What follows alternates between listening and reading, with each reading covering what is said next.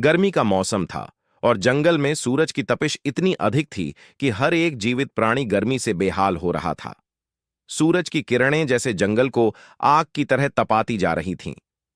हर पेड़, हर पौधा जैसे सूखता जा रहा था और हर जीव अपनी जान बचाने के लिए पानी की तलाश में इधर-उधर भाग रहा था। पक्षी अपनी छोटी सी शरण में घुसकर छांव में आराम करने की कोशिश कर रहे थे और जो जानवर खुले में थे, वे किसी न किसी तरह अपनी प्यास बुझाने के लिए जलाशयों के पास दौड़ रहे थे। इसी गर्मी के बीच जंगल में एक छोटी सी चींटी थी जो बहुत थकी हुई और प्यास से तड़प रही थी। उसका शरीर पसीने से लथपथ हो चुका था, लेकिन उसकी आंखों में जल की तलाश का एक गहरा समंदर था। वह अपनी प्यारी सी दुनिया, अपने छोटे से घोंसले से बाहर निकली और सोचा कि यदि वह नदी तक पहुंच जाए तो पानी मिल सकता है जिससे उसकी प्यास शांत हो सके। चींटी ने अपने रास्ते की शुरुआत की और धीरे धीरे जंगल के भीतर से गुजरते हुए नदी की दिशा में बढ़ने लगी। उसका रास्ता एकदम सीधा नहीं था। उसे कांटों और झाड़ियों के बीच से निकलना पड़ा।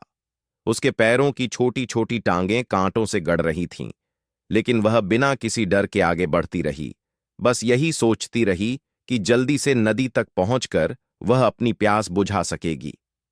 नदी के पास पहुंचने पर उसे थोड़ी राहत मिली। उसने देखा कि नदी का पानी शांत था और उसके किनारे पर हरी भरी घास थी। उसके मन में जैसे एक शांति की लहर दौड़ गई, लेकिन वह जानती थी कि नदी के पास पहुंचने के लिए और भी कुछ कठिनाइयां होंगी।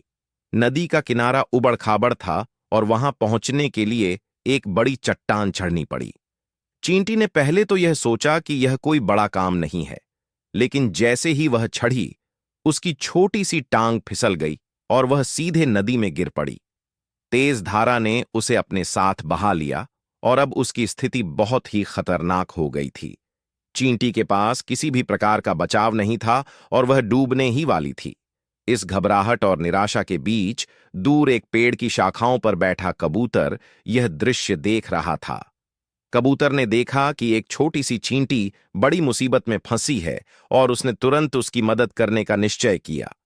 कबूतर का दिल एक पल के लिए भी नहीं डगमगाया और उसने तुरंत अपने पंखों से एक बड़ी हरी पत्ते को तोड़कर उसे नदी में गिरा दिया। पत्ता पानी में बहते हुए सीधे चींटी के पास पहुंचा। चींटी, जो अब लगभग डूब चुकी थी, ने पत्ते को देखा और तुरंत उसे पकड़ लिया। जैसे ही वह पत्ते पर चढ़ी, कबूतर ने धीरे धीरे उसे किनारे की ओर खींच लिया। अपनी पूरी कोशिशों से कबूतर ने चींटी को सुरक्षित किनारे तक पहुंचाया और उसकी जान बचाई। चींटी ने राहत की सांस ली और कबूतर का धन्यवाद किया। वह कबूतर की मदद से बहुत खुश थी और उसने उसे अपनी दोस्ती का वचन दिया। कबूतर ने उसे मुस्कुराते हुए जवाब दिया, तुमने मेरी मदद की थी, अब मेरा फर्ज है कि मैं तुम्हारी मदद करूं। दोनों ने एक दूसरे से वादा किया कि वे हमेशा एक दूसरे की मदद करेंगे और एक सच्चे दोस्त की तरह साथ रहेंगे। लेकिन इस सच्ची दोस्ती का इम्तिहान उस समय आया जब एक दिन जंगल में एक शिकारी आया। शिकारी ने देखा कि एक सुंदर कबूतर पेड़ पर बैठा है। वह तुरंत अपनी बंदूक तैयार करने लगा। उसकी नजर कबूतर पर थी और वह उसे मारने के लिए पूरी तरह से तैयार था। चींटी, जो पास ही झाड़ी में छिपी हुई थी, ने यह सब देखा।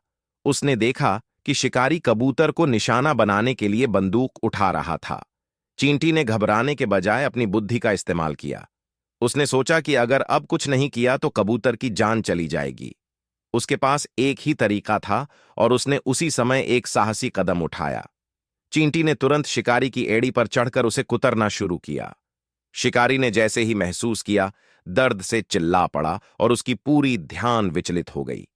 उसकी बंदूक नीचे गिर गई और वह घबराकर पीछे हट गया। कबूतर ने देखा कि यह सही समय था।